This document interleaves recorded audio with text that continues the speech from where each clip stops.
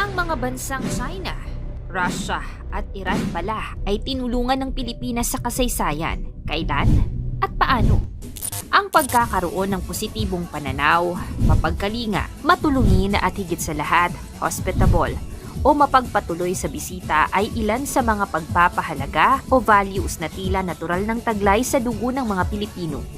At alam nyo bang matagal nang nakaukit sa kasaysayan ang tradisyon ng pagtanggap at pagkupkop ng Pilipinas sa mga banyagang nawalan ng tahanan dahil sa digmaan, kaguluhan, karahasan, pang-uusig at mga kalamidad. Sa katunayan, maraming beses nang binuksan ng Pilipinas ang pintuan nito para ampunin ang mga refugee at maging isang malaking bahay ampunan ng mga api na walan ng pag-asa.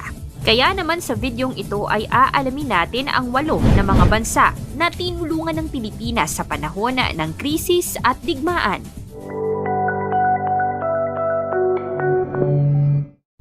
Russia, 1923 at 1947.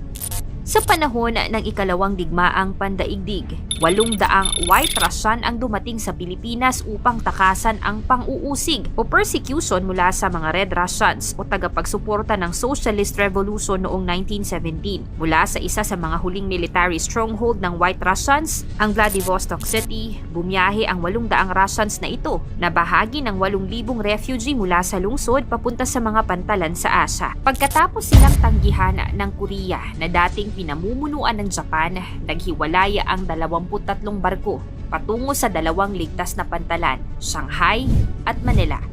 Sa huli, nailipat ang mga refugee sa mga bansa tulad ng US at Australia, habang ang iba ay nanatili sa Pilipinas. Ang 250 sa kanila ay nag-migrate sa Mindanao upang magtrabaho sa mga noon ay umaasenso pa ng mga taniman ng abaka. Taong 1947 naman, nagpanik ang White Russian sa China dahil sa pagdating ng mga komunista. Kaya naman nagpadala sila ng sulat sa buong mundo upang humingi ng tulong.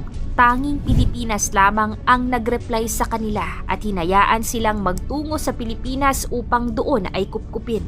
Nagtayo sila ng kampo sa Tubabaw Island sa Guiana, Eastern Samar mula 1949 hanggang 1953 kung saan nagturo sila ng pagtugtog ng piano at ballet sa mga lokal.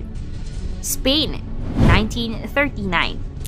Bago matapos ang Spanish Civil War, idiniin ni Quezon ang kahalagahan ng absolute neutrality o hindi pagkampi o pagsali sa anumang digbaang sangkot ang bansa. Dahil dito, lubos na nakinabang ang mga Republican galing Espanya na tumakas sa kamay ng pasistang pamamahala ni General Francisco Franco, isang nasyonalista. Kaaway ng general ang mga Republican, kaya naman kalahating milyon ng mga Spanish Republicans at kanilang pamilya ang napilitang magtago at tumakas sa France at North America upang maiwasan ang kamatayan. Nahirapan silang kumuha ng visa, ngunit ang dating mga kolonya ng Espanya, gaya ng Mexico, Dominican Republic at Pilipinas ang tumulong sa kanilang makalayo. Israel, 1934 to 1940. Sinalаг ni dating Pangulong Manuel L. Quezon ang mga kritiko sa kanyang open-door immigration policy, kung saan malugod niyang tinanggap ang 1,200 Jewish refugee mula sa Europa at Israel na tumakas mula sa malawakang paglipol sa lahing Hudyo noong ikalawang digmaang pandaigdig. Inialok ni Pangulong Quezon ang kanyang lupa sa Marikina para sa mga refugee at ipinaglaban na tanggapin ang mahigit 30,000 Jewish refugees na tumakas. Si Pangulong Quezon kasama si MacNutt Colonel Dwight D. Eisenhower at ang Jewish-American cigar manufacturer na si Herbert Frieder ay nagtulungan upang magkaloob ng work visas patungong Pilipinas para sa mga refugee na nais makatakas mula sa kababalaghan ng Germany. Bilang bahagi ng komunidad ng mga Hudyo sa Pilipinas, tinulungan ng mga kapatid na Frieder na mag-ipon ng pera upang suportahan ng mga Jewish refugees habang sila ay nasa bansa. Natagpuan ng mga Jewish refugees ang kanilang kaligtasan sa Pilipinas bago maranasan ng mga Pilipino at mga Hudyo ang hagupit ng digmaan. Bilang pagtanaw sa kabutihan ni Pangulong Quezon, itinayo ang kanyang monumento sa Tel Aviv, Israel. Vietnam, 1975 to 1992.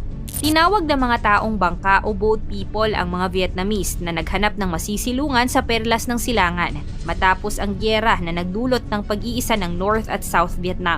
Dala ng takot dahil sa pagsuporta ng ilang Vietnamese sa South Vietnam government at mga kaanib ditong mga Amerikano, sakay ng kanilang mga bangka, inanod sila sa dagat hanggang sa dalhin sila ng alon sa mga dalampasigan ng Bataan, Ulugan Bay at Palawan. 2,700 refugees ang inilagay sa isang kampo upang magtrabaho, magsaka o mangisda. Ang iba ay nakapangasawa na ng Pinoy at dito na nanirahan. Iran, 1979. Sa pagtatapos ng dekada 70, dumating ang libo-libong Iranian sa Maynila upang mag-aral at magtrabaho. Bunsod ng pwersang pagpapalit ng kanilang pamahalaan. Anila, mas gugustuhin nilang maging refugee sa Pilipinas kaysa maipit sa kaguluhan. Tumaas ang tensyon ng mga loyalista, ngunit natigil ito sa banta na sila ay ipapadeport. Maraming Iranian refugees ang nagpasyang manatili, nakikiisa sa lokal na komunidad ng mga Muslim, at may mga nag-asawa ng mga Pilipino upang maging mamamayan dito. Sa pagdating ng dekada 90, iniulat ng census ng Pilipinas na ang mga Iranian ang bumubuo ng pinakamalaking populasyon ng mga non-Indo-Chinese refugees sa bansa.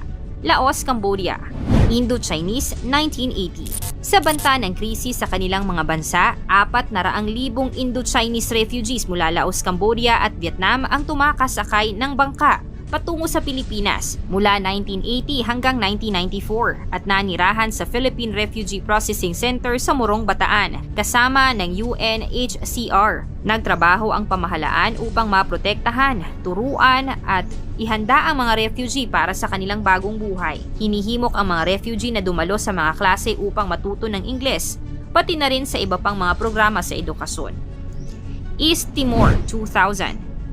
Noong taong 2000, binigyan ng pansamantalang proteksyon ang 600 East Timores sa Pilipinas habang ang kanilang bansa ay nagsusumika para sa kalayaan mula sa Indonesia. Sinuportahan ng dating Pangulong Estrada ang mga lokal na pagsisikap na matulungan ang mga refugee. Naglaan ang simbahang Katoliko sa Maynila ng $200,000 para sa layunin na ito. Pagkatapos na maibalik ang seguridad, ang mga refugees sa Pilipinas, Indonesia at iba pang bansa ay umuwi na sa East Timor. China, 1940. Sa sumunod na taon, mga insik naman na biktima ng civil war sa kamay ng mga komunista ang winelcome ng Pilipinas. Sila ay binubuo ng mga 30,000 mga kumintang na galing mainland China. Dahil dito, nilimitahan ng Kongreso noong 1940 ang bilang ng mga immigrant kada taon sa 500. Ngunit magbibigay ng exception para papasukin ang mga refugee for religious, political, and racial reasons. Sa pagkupkop ng Pilipinas sa mga refugee mula sa iba't ibang panig ng mundo, ay totoong kahanga-hanga na wala tayong tinatangi at diskriminasyon sa ibang bansa dahil hindi natin sinuri ang kanilang relihiyon, kulay, kultura, lengguwahe at paniniwala. Bago sila papasukin, bagkus nakita natin ang kanilang pangangailangan, proteksyon, seguridad at bagong pag-asa na makabangong muli. Mga bagay na ating pinapahalagahan rin, lalo na noong tayo'y biktima din ng karahasan. Ang ating malugod na pagtulong ay hindi isang pagmamalaki, kundi isang pagbibigay-pugay sa kulturang Pilipino na kahit maligaw ka sa ibang bansa, maghanap ka lang ng Pinoy ay siguradong makakarating ka sa iyong paroroonan. Ano ang masasabi mo sa katangian nating mga Pilipino? I-komento mo naman ito sa ibaba. I-like ang video, i-share mo na rin sa iba. At salamat sa panonood mga kasoksay. God bless!